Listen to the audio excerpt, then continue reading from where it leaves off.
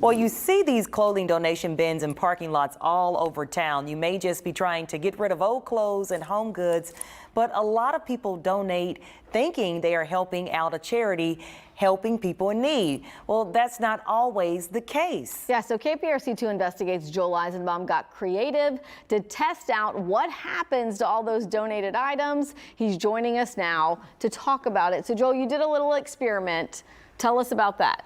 I did. And Amy, you know this story. I know that you did this story, I think back in 2017 or something similar. But the idea is trying to figure out when you drop off like your old clothing donations and your shoes and the things where I think most people genuinely want to help some organization.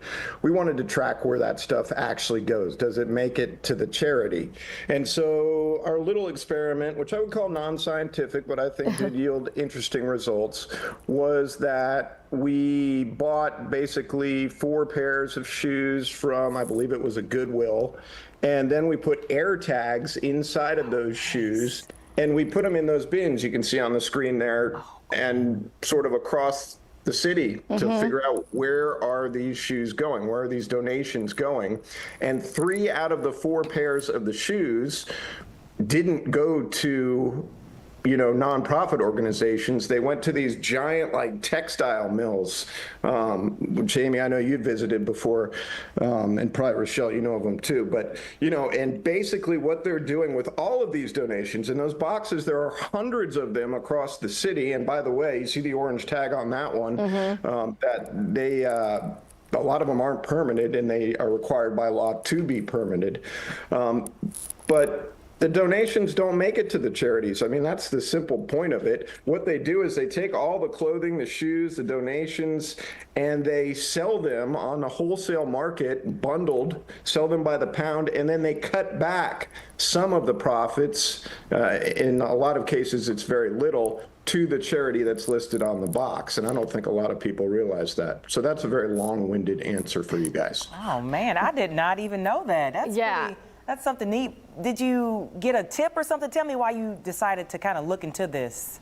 Actually, this time around, we did get a tip, and it was a person, I will say, that is inside of this industry, and it's a for-profit industry. The people who operate these bins, I don't know if I can say 9 times out of 10, but the biggest bin operators are for-profit industries. Their job is to recycle clothing, which, of course, there's that's a noble pursuit in itself to recycle, of course, but they're for-profit. They're selling this stuff, and one of the guys who's in this industry said, look, I see other players here in Houston who aren't following the rules because it costs hundreds of dollars to really get your bins properly certified by the city. And there are companies out there that are just completely skipping that step.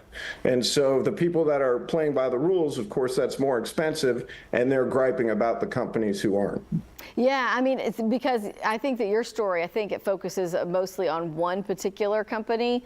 If I may be right, that yeah, you're right about that. But a lot of them, I mean, some of the complaints are that they just plop these bins down wherever, like on private property. And I guess that's probably part of the point of getting the permit, so that the city knows where they are and they've got permission. Yeah, we talked to Councilwoman Castex Tatum, who was sort of instrumental a few years ago of getting the sort of bin ordinance into place, where they have sort of, a log of who's putting bins where. And that's exactly what the impetus was.